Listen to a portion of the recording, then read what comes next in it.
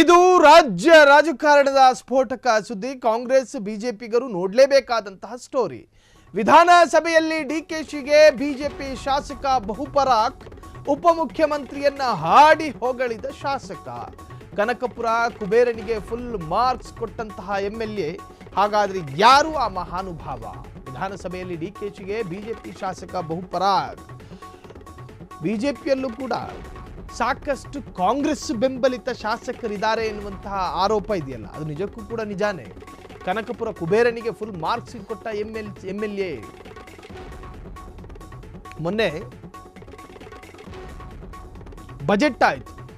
Budget ಮಂಡನೆಯ ಬೆನ್ನಲ್ಲೇ ಅದನ್ನ ಹಲಾಲು budget ಅಂತ ಹೇಳಿ ವಿರೋಧ ಪಕ್ಷದವರು ಕುಹಕ ಆಡಿದ್ರು. ಆ ಸಂದರ್ಭದಲ್ಲಿ ಶ್ರೀರಾಮುಲು ಜೊತೆ ಮಾಜಿ ಸಚಿವ, ಮಾಜಿ ಶಾಸಕ ಶ್ರೀರಾಮುಲು ಜೊತೆ ಒಂದಷ್ಟು ಮಾಧ್ಯಮದವರು ಅಭಿಪ್ರಾಯವನ್ನು ಕೇಳೋದಕ್ಕೆ ಹೋದರು.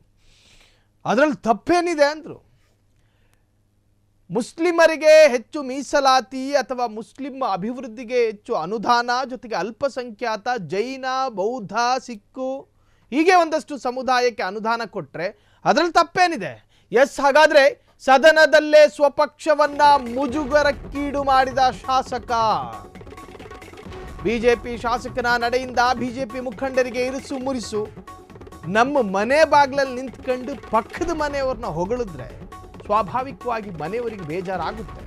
ಬಿಜೆಪಿಗರು ಬ್ರ್ಯಾಂಡ್ ಬೆಂಗಳೂರನ್ನ, ಆದರೆ ಸ್ವಪಕ್ಷದ ವಿರುದ್ಧವೇ ಸೆಟೆದು ನಿಂತ ಆ ಶಾಸಕ, ಸದನದಲ್ಲೇ ಸ್ವಪಕ್ಷವನ್ನ ಮುಜುಗರಕ್ಕೀಡು ಮಾಡಿದ ಶಾಸಕ. ಬಿಜೆಪಿ ಶಾಸಕನ ನಡೆಯಿಂದ ಬಿಜೆಪಿ ಮುಖಂಡರಿಗೆ ಇರಿಟೇಟ್ ಆಗಿದೆ. ಬಿಜೆಪಿಗರು ಬ್ರ್ಯಾಂಡ್ ಬೆಂಗಳೂರನ್ನ ಟೀಕಿಸುತ್ತಿರುವಂತಹ ಬಿಜೆಪಿ, ಆದರೆ ಸ್ವಪಕ್ಷದ ವಿರುದ್ಧವೇ ಸೆಟೆದು ನಿಂತ ಆ ಶಾಸಕ. ಇಷ್ಟಕ್ಕೂ ಆ ಬಿಜೆಪಿ ಶಾಸಕನಾದರೂ ಯಾರು? ಆ ಶಾಸಕ ಡಿಕೆಶಿಯನ್ನ ಹೊಗಳಿದ್ದಾದ್ರೂ ಯಾಕೆ? ತಮ್ಮ ಪಕ್ಷದ ಮುಖಂಡರಿಗೆ ಮುರ್ದಾಬಾದು, ಪಕ್ಕದ ಪಕ್ಷದ ಮುಖಂಡರಿಗೆ ಜಿಂದಾಬಾದ್ ಕೂಗಿದ್ರೆ ಸ್ವಪಕ್ಷದಲ್ಲಿ ಭಿನ್ನಾಭಿಪ್ರಾಯಗಳು, ಆಕ್ರೋಶಗಳು ಭುಗಿಲೇಳುತ್ತವೆ. ಈಗ ಆಗಿರ್ತಕ್ಕಂತಹದ್ದು ಕೂಡ ಅದೇ. ಬ್ರ್ಯಾಂಡ್ ಬೆಂಗಳೂರು ವಿಚಾರವಾಗಿ ಚರ್ಚೆ ಬಂದಾಗ ಬಿಜೆಪಿಗರು ಕಾಂಗ್ರೆಸ್ನ ಉಪಮುಖ್ಯಮಂತ್ರಿ ಡಿಕೆ ಶಿವಕುಮಾರನ್ನ ಸಮರ್ಥನೆ ಮಾಡಿಕೊಂಡಿದ್ದಾರೆ.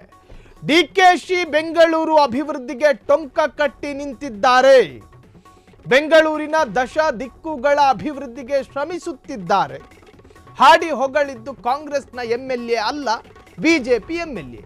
ಡಿಸಿಎಂ ಡಿಕೆಶಿಗೆ ಯಶವಂತಪುರ ಶಾಸಕ ಬಹುಪರಾಕ್, ಎಸ್ಟಿ ಸೋಮಶೇಖರ್ ನಡೆಯಿಂದ ಬಿಜೆಪಿಗೆ ಮುಜುಗರ. ಈ ಮನುಷ್ಯ ಯಾವಾಗ ಕೆಪಿಸಿಸಿ ಆಫೀಸ್ನಲ್ಲಿ ಕಾಂಗ್ರೆಸ್ನ ಫ್ಲಾಗ್ ಹಿಡಿದು ಕಾಂಗ್ರೆಸ್ಸಿಗೆ ಸೇರ್ತಾರೆ ಅನ್ನೋದು ಗೊತ್ತಿಲ್ಲ. ಕಾರಣ ಅಷ್ಟರ ಮಟ್ಟಿಗೆ ಕಾಂಗ್ರೆಸ್ನ ಹಾಡಿ ಹೊಗಳುತ್ತಿದ್ದಾರೆ. ಬ್ರ್ಯಾಂಡ್ ಬೆಂಗಳೂರಿಗೆ ಬಹುಪರಾಕ್ ಕೇಳಿದ ಬಿಜೆಪಿ ಶಾಸಕ. ಆರಂಭದಿಂದಲೂ ಬ್ರ್ಯಾಂಡ್ ಬೆಂಗಳೂರಿಗೆ ಬಿಜೆಪಿ ವಿರೋಧ, ಆದರೆ ಈ ಮನುಷ್ಯ ಮಾತ್ರ ಅದನ್ನು ಸಮರ್ಥನೆ ಮಾಡ್ಕೊಂಡಿದ್ದಾರೆ. ತಮ್ಮದೇ ಪಕ್ಷದ ನಡೆಗೆ ತದ್ವಿರುದ್ಧ ಹೋದಂತಹ ಸೋಮಶೇಖರ್ ಕೋರ್ ಕಮಿಟಿ ಸಭೆ ಮಾಡಿ ನೋಟಿಸ್ ಕೊಡ್ಬೋದು. ಬಿಜೆಪಿಯ ಕೋರ್ ಕಮಿಟಿ ಎಸ್ಟಿ ಸೋಮಶೇಖರ್ ಡಿಕೆ ಶಿವಕುಮಾರ್ ಬಗ್ಗೆ ಸಮರ್ಥನೆ ಮಾಡಿಕೊಂಡಿದ್ದಾರೆ. ಹಾಗಾದ್ರೆ ಎಸ್ಟಿ ಸೋಮಶೇಖರ್ ಏನಂತ ಹೇಳಿದ್ರು, ಯಾಕೆ ಈ ಮಾತು ಒಂದಷ್ಟು ಚರ್ಚೆಗೆ ಕಾರಣವಾಗಿದೆ, ನೀವೇ ಒಂದ್ಸತಿ ಕೇಳಿಸ್ಕೊಳ್ಳಿ.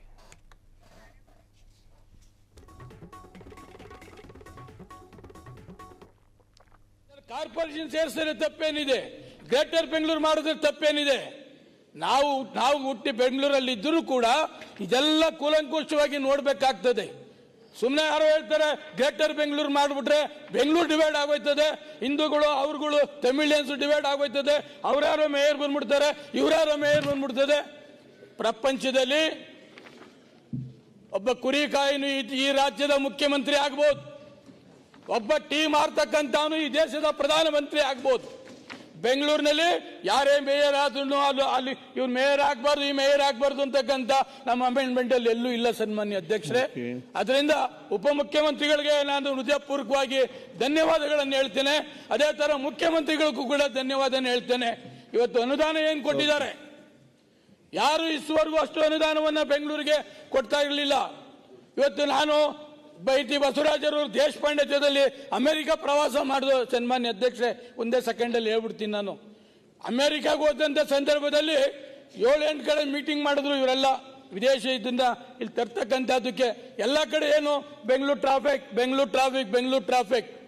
ಆ ಬೆಂಗಳೂರು ಟ್ರಾಫಿಕ್ ಮಾಡ್ತಕ್ಕಂಥದ್ದಕ್ಕೆ ಡಬಲ್ ಟೆಕ್ ಮಾಡ್ತಕ್ಕಂಥದ್ದಕ್ಕೆ ಇವತ್ತು ಮಾಗಡಿ ರೋಡು ಒನ್ ವೇ ಆಗಿತ್ತದು, ಬರೀ ಮೆಟ್ರೋ ಆಗಿತ್ತದು.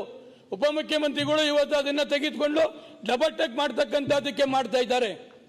ಸತೀಶ್ ರೆಡ್ಡಿ ಹೇಳಿದ್ರು ಅಲ್ಲಿ ಮೆಟ್ರೋ ಮಾಡ್ತಕ್ಕಂಥದ್ದಕ್ಕೆ ಡಬಲ್ ಟೆಕ್ ಮಾಡಿ ಅಂತಕ್ಕಂಥದ್ದು ಕೂಡ, ಸುರಂಗ ಮಾರ್ಗ ಮಾಡ್ತಕ್ಕಂಥದ್ದಕ್ಕೆ ಕೂಡ ಎಲ್ಲ ಬೆಂಗಳೂರು ಇವತ್ತು ಇಂಟರ್ನ್ಯಾಷನಲ್ ಡೆಲ್ಲಿಗೆ ಹೋಗ್ತಾ ಇರಲಿಲ್ಲ ಸನ್ಮಾನ್ಯ ಅಧ್ಯಕ್ಷರೇ.